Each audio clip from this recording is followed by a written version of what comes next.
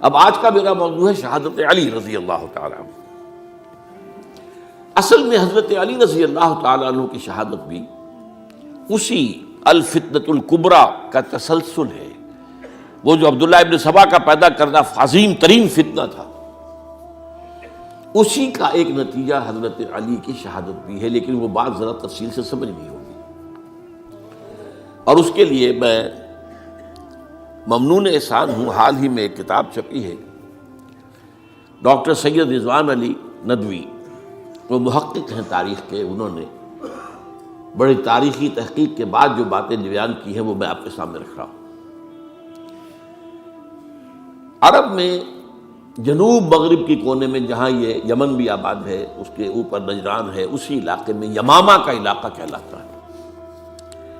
یہاں ایک قبیلہ آباد تھا، بنو تمیم۔ یہ جو لوگ تھے بڑے کرخت مزاج، جنگجو، اکھڑ، ضدی، اور جس بات کو ایک دفعہ مان لے اس پر اڑ جانے والے اور مر مٹنے والے۔ یہیں سے فتنہ پہلا اٹھا تھا، سب سے بڑا جو نئے جھوٹے نبی کھڑے ہوئے تھے ان میں سب سے بڑا تو مسیلمہ کذاب تھا، یہی تو علاقہ تھا، اور اس کے خلاف اس فتنے کی سرکوبی میں کتنے صحابہ، 1200 صحابہ ایک جنگ کے اندر شہید ہوئے، جن میں 500 جو ہیں وہ حفاظ تھے رضی اللہ تعالیٰ عنہ اجمعین۔ تو یہ لوگ جو یہ تھے بڑے زوردار تھے۔ اس قبیلے کے بارے میں حضرت عمر رضی اللہ تعالیٰ عنہ نے ایک بڑی عجیب حکمت عملی اختیار کی، ان کو وہاں سے اکھاڑ کر اور ایران کی سرحدوں پر آباد کر دیا، اب جہاں پر جہاد ہو رہا تھا، تاکہ ان کے اندر جو یہ جنگجوئی ہے یہ اب اس مقصد کے لیے استعمال ہو، اب وہ دارالاسلام کی توسیع کے مقصد کے لیے استعمال ہو، اور وہ ہوئی۔ حضرت عمر نے 2 چھاؤنیاں بنائی تھی رضی اللہ تعالیٰ عنہ، کوفہ اور بصرہ، کیونکہ ظاہر بات ہے کہ اب جو اسلام کا دائرہ پھیل رہا تھا اور اسلامی حکومت پھیل رہی تھی، اور زیادہ تر جو ہے مشرق کی طرف پھیل رہی تھی، ایران اور خراسان وغیرہ کی طرف، تو اب مدینے سے اس کا کنٹرول اتنا آسان نہیں تھا، فاصلہ تھا، تو چھاؤنیاں بنائیں تاکہ یہ اس سرحد کے اوپر یہ موجودہ مرکز رہے، یہاں فوجیں موجود رہیں، کہیں کوئی بغاوت ہو تو اس کو کچلنے کے لیے وہ قوت فوری طور پر دستیاب ہو سکے۔ یہ لوگ ہیں کہ جو عبداللہ ابن سبا کی فتنے سے سب سے زیادہ متاثر ہوئے۔ ان کی مزاج میں وہ کجی تو تھی نا، حضرت عمر بھی ان کا جو ایک مضبوط کنٹرول تھا انہیں دبائے رکھا ہے، اور ان کا رخ جو ہے ایک دوسری طرف موڑ کر اس سے اسلام کو فائدہ پہنچایا۔ لیکن اس کے بعد جب فتنہ جو آیا یہ عبداللہ ابن سبا، تو سب سے بڑھ کر یہی لوگ اس کے ماننے والے، اور انہی میں سے وہ لوگ تھے جنہوں نے جانیں بھی دے دی ہیں، جنہیں حضرت علی نے زندہ جلایا ہے، اس لیے کہ وہ کہتے تھے کہ علی خدا ہے۔ اے علی تم خدا ہو، تم ہمیں آگ میں جلا رہے ہو، یہ تو تم ہمارا امتحان لے رہے ہو۔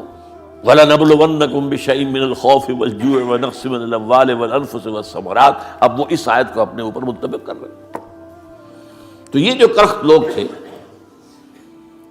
انہوں نے در حقیقت جو ہے عبداللہ ابن سبا کے کردار میں سب سے بڑا رول پلے کیا، اور انہی کے ہاتھوں حضرت عثمان شہید ہوئے رضی اللہ تعالیٰ۔ اور اس کے بعد انہوں نے حضرت علی رضی اللہ تعالیٰ عنہ کو اپنے گھیرے میں لے لیا، کیونکہ انہی کی کثیر تعداد موجود تھی مدینے میں جب حضرت عثمان شہید ہوئے۔ اس کے بعد اب ظاہر بات ہے کہ کوئی نہ کوئی تو خلیفہ ہونا چاہیے تھا۔ حضرت طلحہ سے کہا گیا، انہوں نے معذرت کر لی، حضرت زبیر سے کہا گیا، انہوں نے معذرت کر لی۔ اب ظاہر بات ہے کہ حضرت علی آخر امت کو چھوڑا تو نہیں جا سکتا تھا بغیر امام کے، انہوں نے قبول کر لی، اگرچہ حضرت حسن روکتے رہے کہ ابا جان یہ ان لوگوں کی بیعت جو ہے آپ قبول نہ کیجیے۔ حضرت حسن تو ان میں سے ہیں جو حضرت عثمان کے دروازے پر کھڑے تھے پہرے دار کی حیثیت سے، حسن اور حسین رضی اللہ تعالیٰ عنہ، انہیں تو معلوم تھا فتنہ جو کون لوگ ہیں۔ اس کے بعد حضرت علی رضی اللہ تعالیٰ عنہ نے اسی حکمت سے، جس حکمت کے تحت حضرت عمر نے یہ چھاونیاں آباد کی تھی، دارالخلافہ بھی مدینے سے کوفہ منتقل کر دیا، تاکہ پورے عالم اسلام کو کنٹرول کیا جا سکے اس مرکز کے ساتھ۔ اس کا نتیجہ یہ نکلا کہ اب گویا کہ حضرت علی کے گرد ان لوگوں کا گھیراؤ مکمل، کوفے میں یہی تو آباد تھے، کوفی یہی تو تھے، حضرت عمر نے انہیں لا کے یہاں آباد کیا تھا۔ جب حضرت علی نے کوفے کو اپنا دارالخلافہ قرار دیا تو گویا کہ ان کا پھر عمل دخل بہت بڑھ گیا۔ ایک طریقے سے یہ کہا جا سکتا ہے کہ انہوں نے اب حضرت علی رضی اللہ تعالیٰ عنہ کو اپنے محاصرے میں لے لیا۔ چنانچہ جنگ جمل کے موقع پر یہ ہوا ہے کہ صلح ہو گئی تھی، حضرت عائشہ رضی اللہ تعالیٰ عنہ کے جو نمائندے تھے اور ادھر سے حضرت علی، صلح ہو گئی تھی، طے ہو گیا تھا کہ ہاں قاتلین عثمان کو جو ہے ان کو سزا دی جائے گی، قصاص لیا جائے گا حضرت عثمان کی قتل کا۔ لیکن ان لوگوں نے 10,000 آدمی کھڑے ہو گئے کوفے کے اندر، ہم سب قاتل ہیں عثمان کے، لوگ قصاص ہم سے اگر لے سکتے ہو، جس کے نتیجے میں اور انہوں نے جنگ شروع کر دی۔ اور جب جنگ شروع ہو جائے تو پھر اس کے بعد تو کوئی نہیں دیکھ سکتا کیوں شروع ہوئی، کیسے شروع ہوئی، کس نے شروع کی۔ اب تو یا مارو یا مرو، دو ہی باتیں ہوتی۔ 10,000 مسلمان ایک رات میں شہید ہوئے جنگ جمل میں۔ اب اس کے بعد حضرت علی رضی اللہ تعالیٰ عنہ کی خلافت جو ہے حضرت امیر معاویہ نے ماننے سے انکار کر دیا۔ جب تک قاتلین عثمان کو سزا نہیں دیتے ہم بیعت نہیں کریں گے۔ یہ نہیں کہ دعویٰ کیا ہو کہ میں خلافت کا حقدار ہوں، یہ نہیں، لیکن یہ کہ آپ کو ان کو سزا دینی چاہیے۔ اب یہ تھا وہ مخمصہ جس میں حضرت علی رضی اللہ تعالیٰ عنہ وہ فرماتے تھے کہ میرا ساتھ دو تو میں ان قاتلین عثمان سے سزا جو ہے ان کو سزا دے سکوں۔ ادھر انہیں پتا تھا کہ میں سرنڈر کرتا ہوں تو مجھے علی تک تو پہنچنے کوئی نہیں دے گا، راستے میں ختم کر دیں گے رضی اللہ تعالیٰ عنہ۔ تو یہ پیچ تھا ایک جو ایسا پڑا ہے۔ اب اس میں جب حضرت معاویہ اور حضرت علی کے مابین فیصلہ کن جنگ ہوئی، جنگ صفین جسے کہتے ہیں، جس میں 70,000 مسلمان ایک دوسرے کی تلواروں، تیروں، نیزوں سے قتل ہوئے۔ اس موقع پر حضرت معاویہ کی طرف سے ایک آفر آئی، قرآن مجید کو نیزے پر اٹھا کر لوگوں نے کہا کہ یہ خون ریزی بند کر دو، ہم قرآن کا فیصلہ ماننے کو تیار ہیں۔ حضرت علی دیکھ رہے تھے کہ یہ اصل میں میری فتح کو شکست سے بدلنے کا پروگرام ہے، تقریباً فتح میری ہو چکی ہے، لیکن یہ جو طبقہ تھا یہ انہوں نے کہا نہیں بڑی ٹھیک بات کہہ رہے ہیں، وہ مانیے ان کی بات، جنگ بند کی۔ انہوں نے ہی یہی لوگ تھے جنہوں نے مجبور کیا حضرت علی کو کہ وہ تحکیم پر رضامند ہو جائے۔ اس کے بعد تحکیم میں جو معاملہ ہوا، حضرت علی حضرت عبداللہ ابن عباس کو اپنی طرف سے حکم بنانا چاہتے تھے، یہ اڑ گئے نہیں۔ یہ اکھڑ اڑ جانے والے لوگ، اور یہی اصل قوت تھے، وہاں ساری طاقت تو انہیں کی تھی۔ تو انہوں نے ابو موسیٰ اشعری کو اپنی طرف سے مقررہ، وہ بہت نرم خو آدمی تھے، انہیں بنا۔ بہرحال جو بھی بات طے ہوئی، اب تاریخ کی روایتوں میں اختلاف ہو سکتا ہے، کہا یہ جاتا ہے کہ طے تو یہ ہوا تھا حکمین کے مابین، ادھر سے ابو موسیٰ اشعری، ادھر سے عمرو بن العاص رضی اللہ تعالی عنہما، کہ آپ اپنے جو کلائنٹ ہیں حضرت علی آپ انہیں معزول کر دیجئے، میں معاویہ کو معزول کر دیتا ہوں، پھر جو ہے مسلمان فیصلہ کر لیں کسی اور کی عبادت۔ انہوں نے کھڑے ہو کے کہہ دیا میں علی کو معزول کرتا ہوں، اور عمرو بن العاص نے کہا کہ میں معاویہ کو قائم کرتا ہوں۔ اب یہ ہے روایت، واللہ عالم اس میں کتنا سچ ہے کتنا جھوٹ ہے، میں کوئی مورخ نہیں ہوں، میں کوئی تاریخ کا محقق نہیں ہوں۔ اس کے بعد جو ہے اب یہ لوگ انہوں نے کہا کہ مانیے تحکیم کو، اور جب انہوں نے حضرت علی نے اس تحکیم کے فیصلے کو ماننے سے انکار کیا تو باغی ہو گئے، حضرت علی کو کافر قرار دیا، اور جا کر ایک جگہ پر حرورہ ایک جگہ تھی وہاں پر جا کے جمع ہو گئے، جتھا بندی کی بہت بڑی طاقت پر وہاں کر۔ انہوں نے طے کیا کہ علی بھی کافر ہو گیا، معاویہ بھی کافر ہو گیا، عمرو بن العاص بھی کافر ہو گئے، سب کافر ہیں۔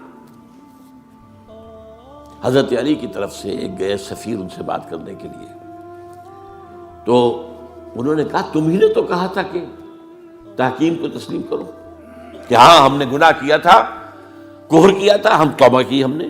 اگر علی بھی مان لے کہ میں نے مان کر کفر کیا تھا اب میں توبہ کرتا ہوں تو ہم ان کی بات مان لیں گے. اب حضرت علی اس طرح کا جھوٹ کیسے بولتے؟ انہوں نے تو کوئی کفر نہیں کیا تھا.